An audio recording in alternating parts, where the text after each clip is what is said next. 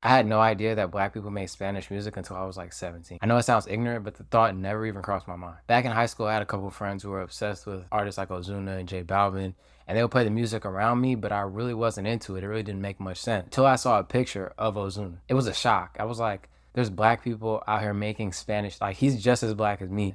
Now, obviously, I knew that there were black people in Spanish speaking countries, but I don't know why it didn't click until that point. But it wasn't until years later when I went to do some investigating and some research of my own that I learned that reggaeton was black music, or a subgenre of black music. Reggaeton is currently one of the fastest growing genres in music, and the #1 artist in the world right now, Bad Bunny, makes reggaeton music. But to understand how it got to where it is today, we have to go all the way back to the early 1900s, to the construction of the Panama Canal. During this time, people in the West Indies were looking for work, so a lot of them moved from a bunch of Caribbean islands down to Panama to help with the building of the canal. Obviously, a lot of them settled here and stayed here, and with them, they brought their culture. Dancehall and reggae have always been very popular music in the Caribbean, and so when they moved to Panama, they just started translating a lot of those songs at parties and at get-togethers into Spanish. What's considered by many to be one of the most important and originating songs in reggaeton was a song created by El General called Son Bo. This was a popular cover of a reggae song called Dembo by Shabba Ranks. This song became popular all over Central America and the islands,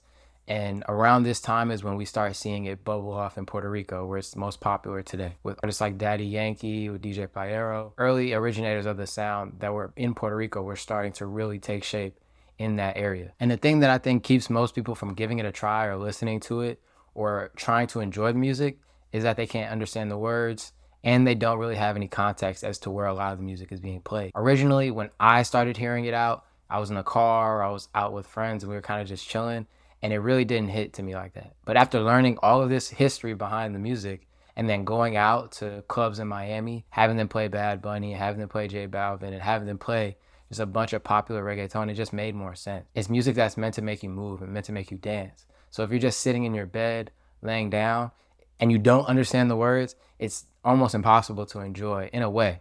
Once you understand it, you can kind of bring it into different areas and it just makes sense to you. But originally, it was so hard for me to listen to it because of those two reasons. And a lot of the ways that reggaeton artists carry themselves today reminds me of hip hop and is very comparable in that way. And I think that drawing similarities between the two and showing where reggaeton came from can bring a lot more people into the genre and just make it better as a whole. Now, I was wondering, have you guys had similar experiences where you didn't get something at first and then you went out and had that moment of like, aha, I get it? With music, food, culture, language, did any of that really make sense to you? If so, leave a comment down below and let me know.